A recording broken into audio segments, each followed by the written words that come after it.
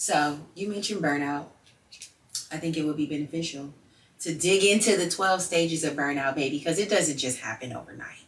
You don't just wake up and you're like, I'm burned out. There's a process to it. And the more we know, the more we can be aware that when I'm in stage whatever it is, a change needs to occur. So let's get into it. The first stage of burnout. You feel there's a strong need to prove yourself. A strong need here to prove yourself. We already know what it feels like to be the only, the first, nigga, having the weight of the world on our backs. And needing to show people I can get it done. Don't worry, you can count on me. Through thick and thin. Okay. Count on me through thick and thin. A friendship that is all of that. Never end. When you are weak, I will be strong. Helping you to carry on. And that's the problem. We trying to help each other be strong, Lord. It's that. But yeah, there's a strong need to prove yourself at work. Think about how many times you're at work doing more than you should because you want to show you're reliable, you're dependable, you're not lazy. You know how that vibe is at work.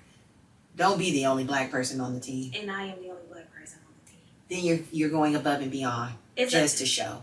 It's an automatic obligation, an extra duty. When I first started at my job, I was picking up all the OT because I seen that there was a need there. They were like, we don't have anybody to be the PM case manager. I was like, I'll do it. Right. I will sign up. It was extra money, but I was like, I'm new here. Watch me show them what the fuck is going on. I'm the young spry one. Right. I'm a young chicken, spring chicken. Girl, I was signing up for all them shifts, burning myself out, getting off late. I said, it's actually not worth it. And you guys are taxing my check more. Yeah. And the government thinks I'm making more money, thus my student loans the payment has gone up. I'm like, the domino. It gets a big domino effect. It's not worth it. I said, take me off the agenda. I won't be doing it. Yeah, but it all does stem from the proving. Trying to prove that I'm worthy of being here. Yeah. I've definitely had that feeling where I feel like, let me prove to them that I am competent. Yeah. I can get the job done. They can depend on me with getting not the same energy in return. You know what I'm saying? Exerting so much. So damn much and not getting the same in return. Right. The next stage is you may find that you keep working harder and harder to achieve this. We touched on this. It's just like you are working over and beyond. Overtime, baby. Just clocked in. Non-stop. It's giving Rolly. It's a Rolly. Yeah, it's a lot. Yeah, stage 1 and 2, they're a hodgepodge. They're 2 peas in a pod. Yeah. Stage 3, you begin to neglect your own needs more and more. Now, this is when everything else becomes a priority over yourself. You start making everybody else shit your shit and you don't even know how to disconnect. Yeah. It's like you just don't do the things that you once did. Maybe cooking is no longer a priority because you started to prioritize other people's needs and wants. Taking care of your own self, your own mental health, doing the things that you know you love, whether that's taking time to work out, get to the gym, go on your walks, like journaling. You just start to push those things aside because you feel like I have to be here to prove myself in these ways. Everything else can go on the back burner. Yeah. And then we find ourselves easing into stage 4 where we become conflicted and we start blaming others for the situation. Yeah. You know, it's like, well, I have to do all of this because I'm the only one who can get it done at my job. And you know that. I'm the only. They're depending on me. I have this and that on my plate. I got to show up for Cece because I told her that it's just we start blaming other people like Cece need me and not me using your mom. Right. I'm like, now she's the example here. That was the easiest name. But then you start to build a little bit of resentment too. But you put yourself in this situation. Yeah. So stage 5, y'all, you change your values to focus on work more.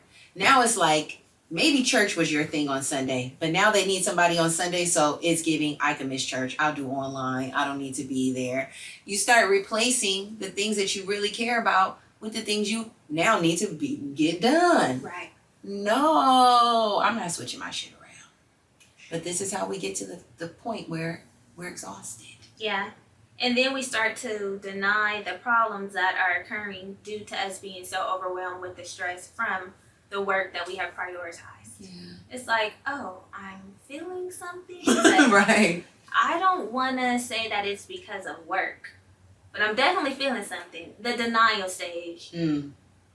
Whole time, the body is starting to break down. The mind is starting to break down. The spirit is broken. And deeper into the burnout. Stage 7, you start to withdraw from your family and your social life. Now it's no longer you have time to do the things that you like with your family. Those things are no longer important. You stop being able to go out. I love to be social. But what happens when you put too much on your plate? I can't go out with y'all tonight. I don't have any time for girls' night. The energy either. Yes, the energy. Yeah. It's like, ugh. And you know, we have to make sure that we cannot put the things that don't really matter before the things that truly do.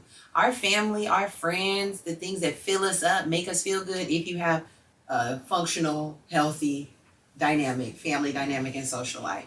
But you know what I mean? The things that you want to pour into, the people who love you back, don't put those things don't push them to the wayside. Yeah. You don't even know. You working hella hard for these at-will employers, child, and they will show you what the fuck you want. When they'll show you what you want when it ain't going in their favor. They'll be like, actually, we're going to go ahead and come in here. Yeah. Here's your final check. We're going to need that badge. Ain't nothing like an at-will. I hate an at-will because an at-will has gotten me at-will once. And that broke me. That broke my soul. And we do so much. It's like, y'all don't remember when I was up in here. And as soon as they don't see a need, they don't think about it. All the things you sacrificed, all the times you stepped up to the plate and pushed your family and obligations and your self-care to the side. All they're seeing is there's no longer a need for you in the company.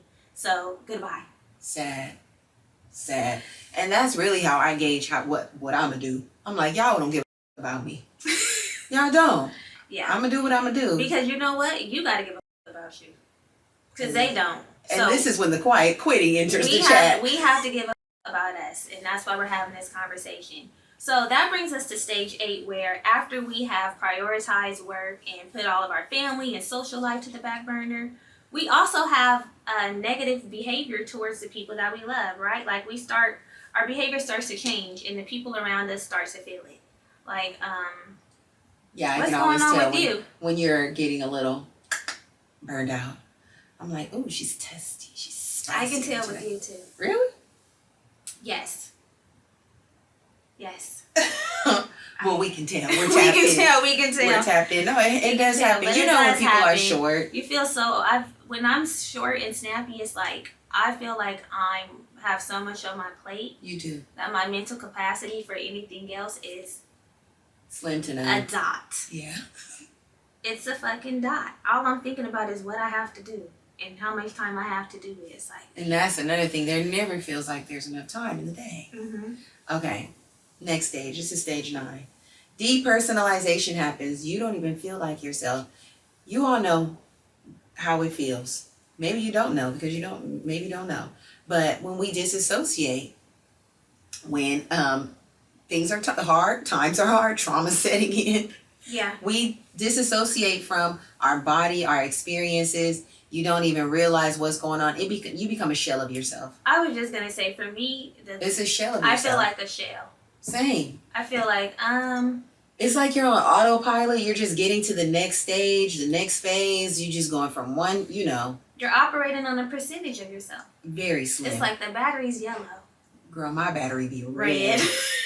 I'm like, baby, hook me up. A charger is needed. Speaking of red, the next 3 stages are definitely in the red. They're flamed up.